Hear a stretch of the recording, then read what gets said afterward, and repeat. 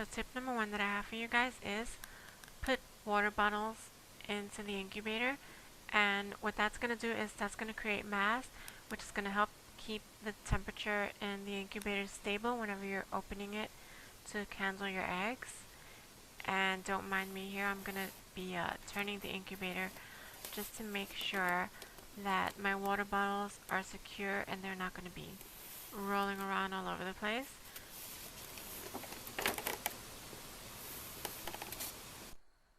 So tip number two that I have for you guys is put your incubator in the closet.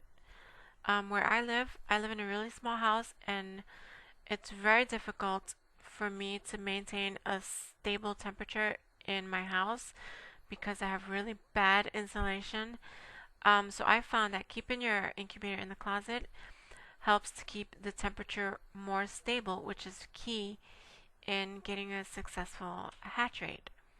If you don't want to do this, you can alternatively put your incubator inside of a box, and like a cardboard box, and close it up, and that should provide the same effect as putting it in the closet. Tip number three is cover your incubator with a towel. I know it might not seem like much, but sometimes when I wake up in the morning, it would be the temps in the incubator would be a lot cooler than I like. So I found that by putting a towel over the incubator at nights before I went to bed definitely helps keep the incubator warm at nights. Tip number four is for those of us that don't have a fancy schmancy egg turner. What I'm using here is two 2x4s, and these are just leftover pieces of 2x4 from a project that I'm working on. And what I'm going to do is use these two pieces of wood to help turn my incubator so that I won't have to open it and manually turn the eggs one by one. So as you can see here, I've placed the two pieces 2x4 underneath the right side, and what I'm going to do is switch that over to the other side, just like so.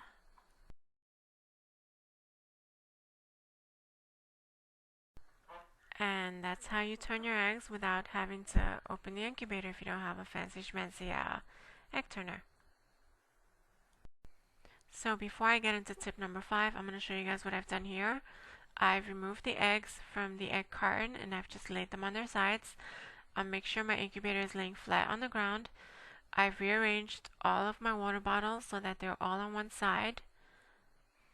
And okay, so now I can get to tip number five. Tip number five is it's going to help you increase the humidity in the incubator, because that is really, really important.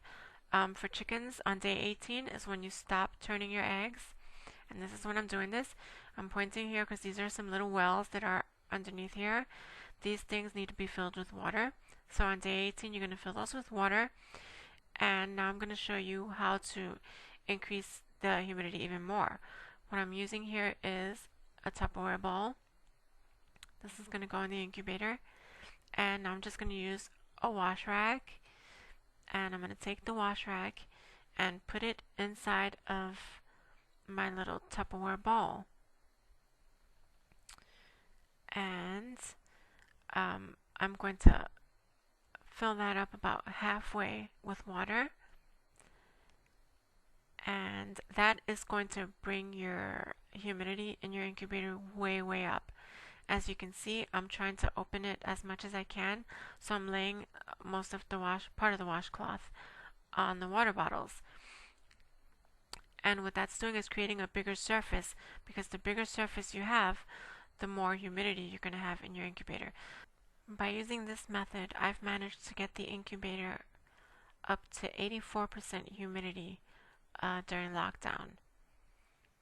And now what I'm doing is making sure that I can see my eggs and my thermometer hygrometer, which is right above the eggs. As you can see, it's a little dark, so what I like to do is I like to keep a small flashlight in the closet with me so that I can see the temp and humidity easier. And this clip here that I have is just to show you guys, if you can see the humidity up there, it's at 84%. And this was my last hatch of silky eggs. And here on the lower left, you're going to see I'm going to be using a Cool Whip bowl with a wash rag in it to increase the humidity.